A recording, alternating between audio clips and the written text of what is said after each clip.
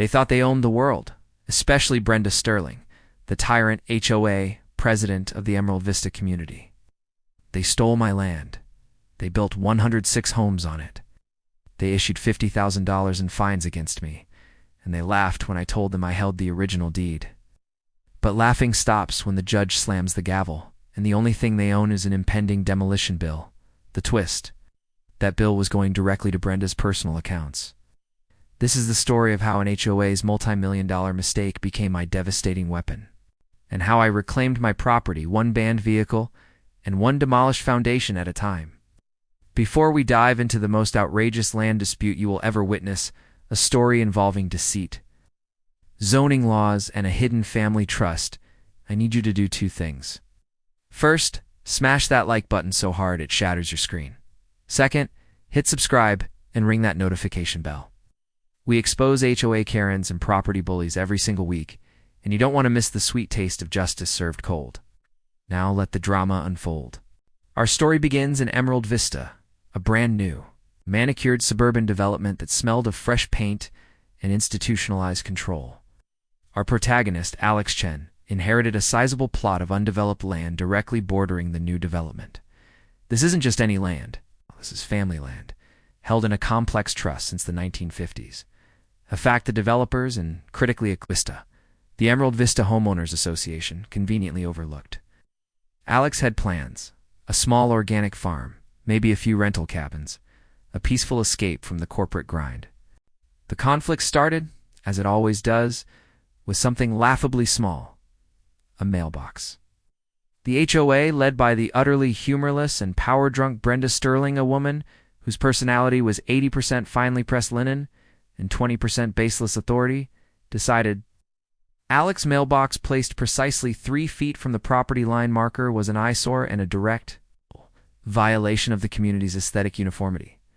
Alex received the first of what would become a mountain of hostile communication: a certified letter demanding the mailbox be painted a specific shade of dove gray, approved by the HOA Architectural Review Committee within 48 hours, or face $100 per day. Fine. Alex, busy with the trust paperwork, ignored it, assuming it was a harmless bureaucratic bark. The next week, Alex drove up to find the mailbox violently removed, replaced by a cheap, unapproved PVC pipe where the post used to be. Attached to the pipe was a bright orange sticker stating, "Property seized due to non-compliance. $700 in fines pending." This was Brenda's opening move, a petty act of aggression designed to assert dominance. Alex drove straight to the property marker, the ancient, deeply set iron pin, and realized the PVC pipe was now firmly planted on Alex's side of the line.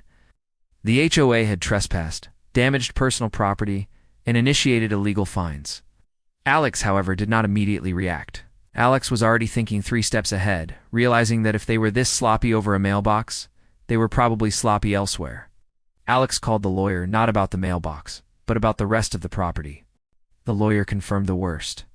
The developers, rushing to close sales and maximize profit, had used outdated preliminary county maps.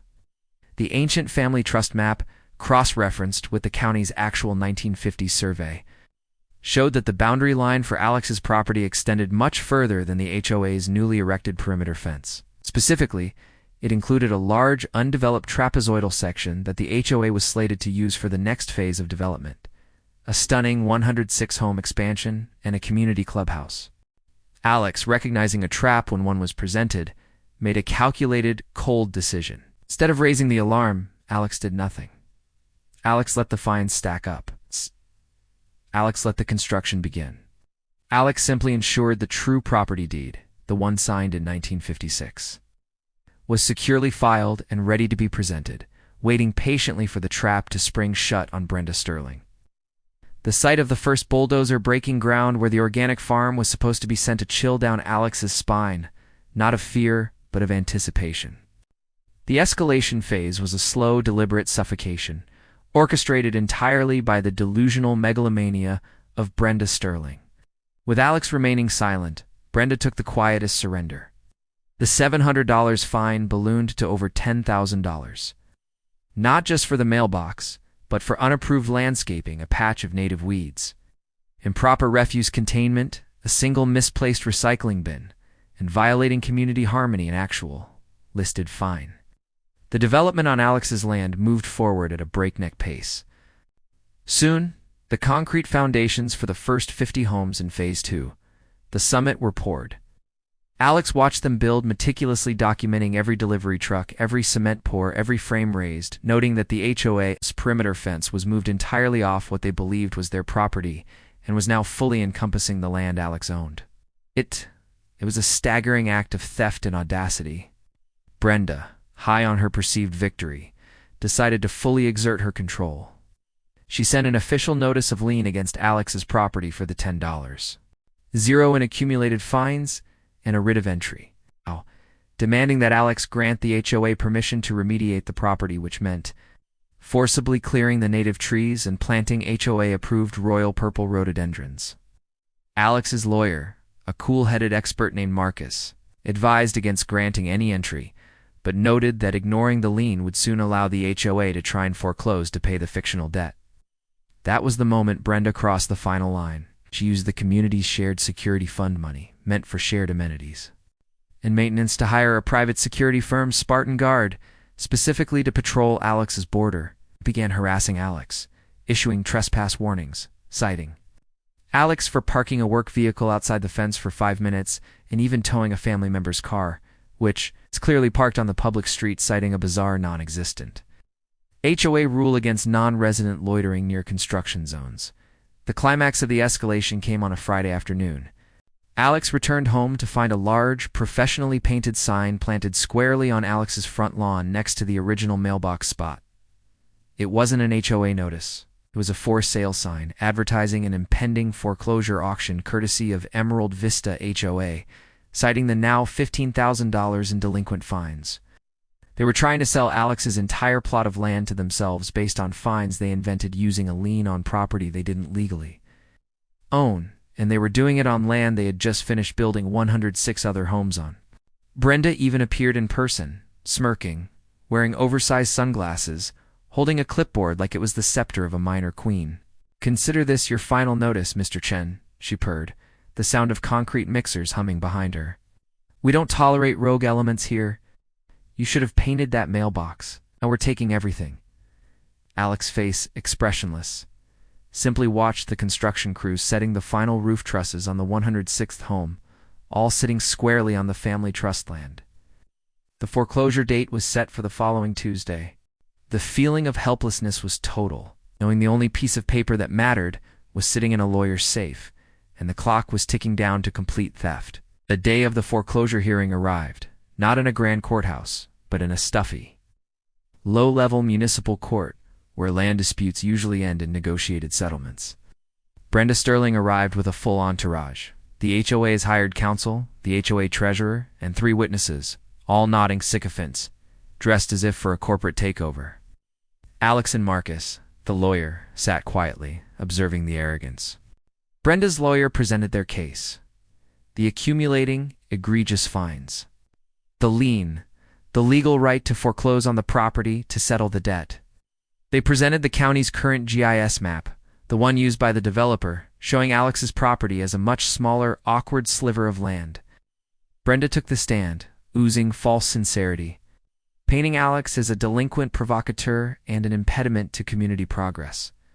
When it was Alex's turn, Marcus stood and stated simply, "Your Honor, we are not contesting the fines. We are contesting the property." The judge, annoyed, asked what possible grounds they had. Marcus approached the bench, not with a standard legal binder, but with a massive, rolled-up document secured with a crimson ribbon. "Your Honor, we submit Exhibit A, the original family trust deed and boundary survey, signed in 1956, officially registered with the state archives, predating the formation of Emerald Vista and the current GIS by several decades." He unrolled the document with a dramatic snap, the aged vellum filling the air with the smell of old paper. The judge's face changed instantly. Old deeds properly filed supersede newer, developer-commissioned surveys. He spent 5 silent minutes tracing the lines. When he looked up, he pointed a stern finger at the map. "Counselor, is this current?" Brenda's lawyer, already sweating, stammered, "Your Honor, the developer." The judge cut him off. This deed clearly shows the property line encompasses the entire area referred to as Phase 2. The summit, all 106 homes, the clubhouse, and the new entrance road. Is this true? Marcus simply responded, "Yes, Your Honor. The HOA has built 106 structures on my client's land. Furthermore, they are seeking to foreclose on this land using fictional fines. Despite having already occupied and built upon it, an act of intentional, large-scale trespass and theft, the courtroom exploded in hushed chaos. Brenda turned white, a sheet of sheer panic replacing her arrogance. The judge didn't even need to retire to chambers. He slammed the gavel with a force that echoed through the room. Foreclosure denied. The lien is vacated. Ms. Sterling, as president of the HOA, you are hereby ordered to show cause why the Emerald Vista Homeowners Association should not be held liable for criminal trespass and massive civil damages for the unauthorized multi-million-dollar construction of 106 residential units on the property of Mr. Alex Chen. This case is immediately elevated to the Superior Court of Property Litigation. In Mr. Chen, I suggest you place a secure, immovable fence directly on the boundary line immediately. The trap had snapped shut.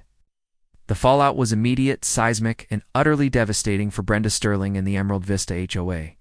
The moment they left the courtroom, Marcus filed an immediate, unprecedented civil suit demanding three things. 1.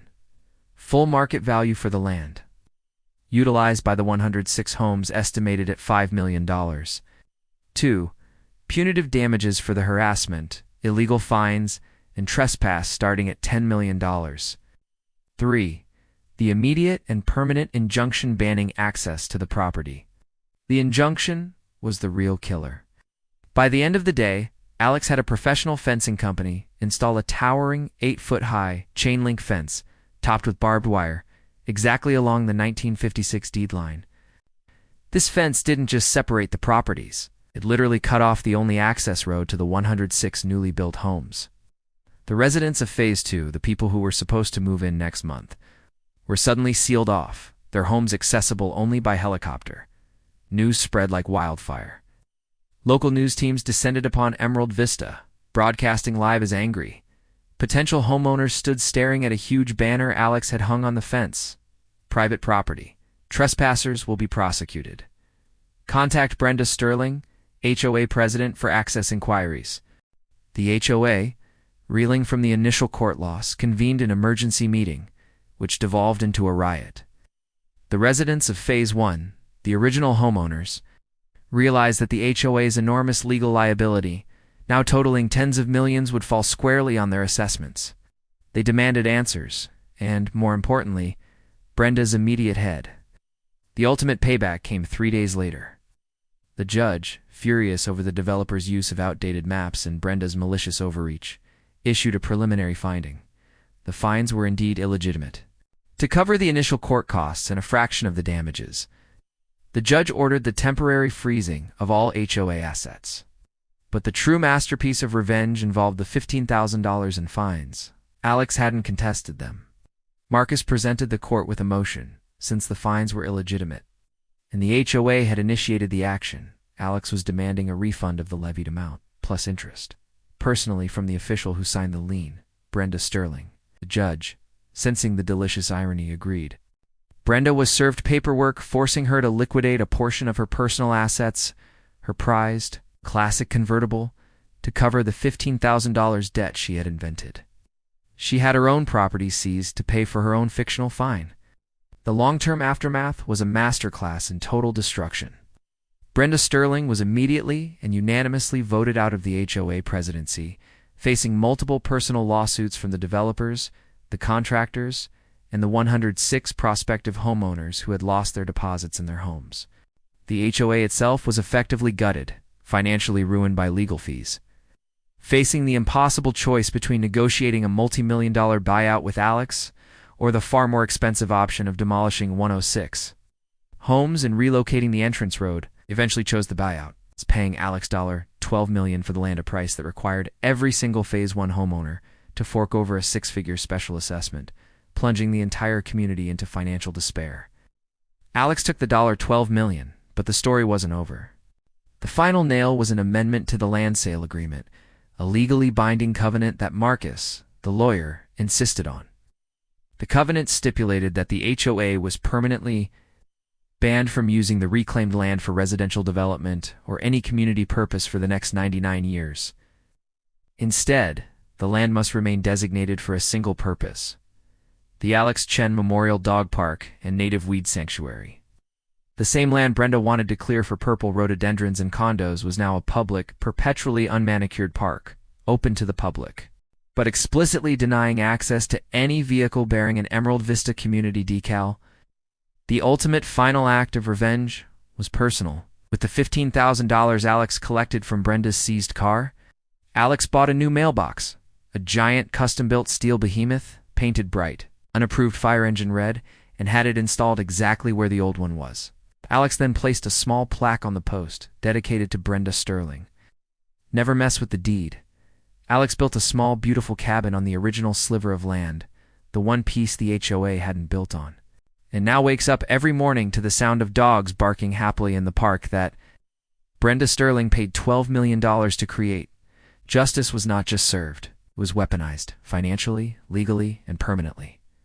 Can you believe the audacity? Brenda Sterling had the entire world handed back to her in an eviction notice. Tell me, what was the most shocking part of this unbelievable land theft saga? Was it the $15,000 fine payback? Was it the $12 million payout? Or was it the fact that 106 homes were built on the wrong property? Let me know in the comments below. Dan T, forget to smash the like button, and make sure you subscribe and hit that notification bell so you never miss another devastating story of HOA tyranny and sweet, sweet revenge. See you next time, drama addicts.